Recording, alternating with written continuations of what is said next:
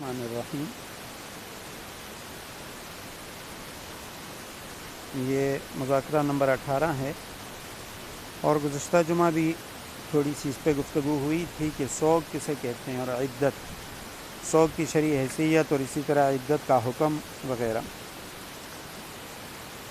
اور یہ بھی ہم نے پڑھ لیا کہ عورت عدت کس طرح شمار کرے گی، جو 4 مہینے 10 دن ہیں تو اس کا شمار کیسے ہوگا، عدت کی پابندیاں یہ بھی پڑھ لیں۔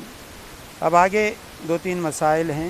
سب سے پہلے مسئلہ ہے کہ رخصتی سے پہلے اگر شوہر کا انتقال ہوا، نکاح ہوا ہے، رخصتی نہیں ہوئی، اس سے پہلے شوہر اگر فوت ہو گیا۔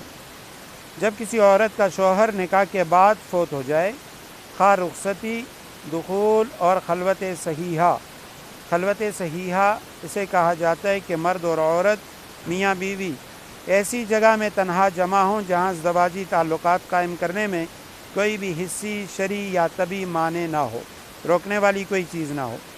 اگر ایسی تنہائی کے باوجود، یعنی اگر انہیں مل جاتی ہے، اگرچہ وہ ازدواجی تعلق قائم نہیں کرتے، لیکن میاں بیوی کو ایسے تنہائی مل گئی تو اسے کہا جاتا ہے خلوت صحیحہ۔ تو اگر کسی عورت کا شوہر، وہ اس کا انتقال ہوا، نکاح ہو چکا ہے، رخصتی نہیں ہوئی، لیکن تو ایسی صورت میں کہتے ہیں کہ خواہ شوہر جو ہے وہ رخصتی، دخول اور خلوت صحیحہ اس سے پہلے فوت ہو یا بعد میں، ہر صورت اس پر عدت وفات گزارنا لازم ہے، اور اسے شوہر کی میراث میں بھی حصہ ملے گا۔ اصل میں یہاں یعنی 2 الگ مسائل ہیں، ایک ہے طلاق کا مسئلہ اور ایک ہے وفات کا مسئلہ۔ اگر کسی خاتون کا شوہر اسے رخصتی سے پہلے طلاق دے دے تو اس صورت میں خاتون پر عدت نہیں ہے۔ شوہر نے طلاق دی، رخصتی نہیں ہوئی، تو ایسی صورت میں خاتون کو جو مہر ملتا ہے وہ آدھا ملتا ہے، اور اس پر کوئی عدت نہیں ہے۔ لیکن اگر خاتون کا نکاح ہو گیا، رخصتی نہیں ہوئی، شوہر فوت ہو گیا، باوجود اس کے کہ رخصتی نہیں ہوئی لیکن تب بھی خاتون عدت گزارے گی، شوہر کا اگر کوئی مال وغیرہ ہے اس میں خاتون کو حصہ بھی ملے گا۔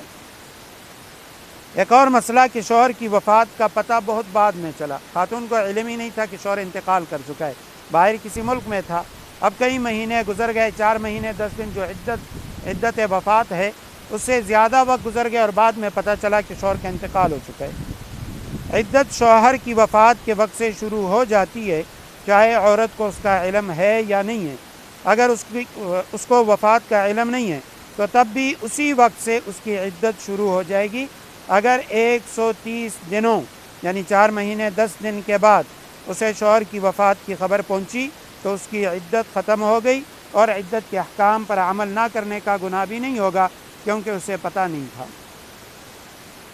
عدت کے دوران آیا کوئی خاتون وہ حج یا عمرے پہ جا سکتی ہے یا نہیں؟ تو کہہ رہے ہیں عدت کے دوران سفر کرنا جائز نہیں ہے، چاہے وہ حج کا سفر ہو یا عمرے کا سفر ہو۔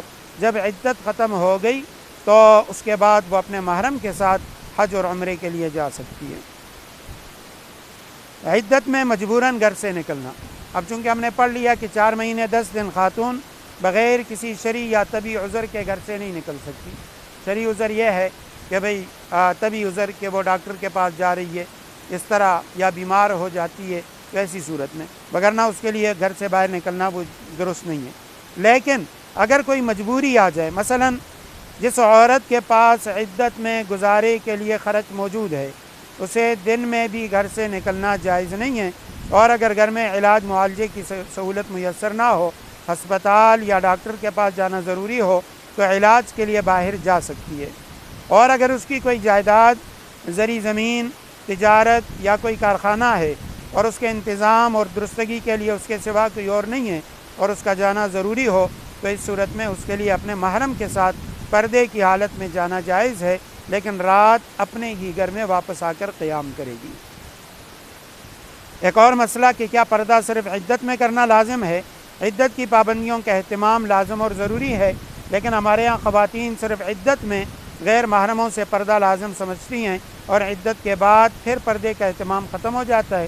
حالانکہ پردہ جس طرح عدت میں غیر محرم سے ضروری ہے، اسی طرح عدت کے علاوہ بھی پردہ کرنا لازم اور ضروری ہے۔ ایک اور مسئلہ کہ عدت میں نکاح یا منگنی کرنا، عدت کے اندر نکاح یا منگنی کرنا درست نہیں ہے۔ نکاح اگر کر لیا تو منعقد ہی نہیں ہوگا، نکاح درست ہی نہیں ہوگا۔ اور اگر منگنی کرنا یا کھلے الفاظ میں نکاح کا پیغام دینا، اس سے بھی قرآن کریم نے منع کیا ہے۔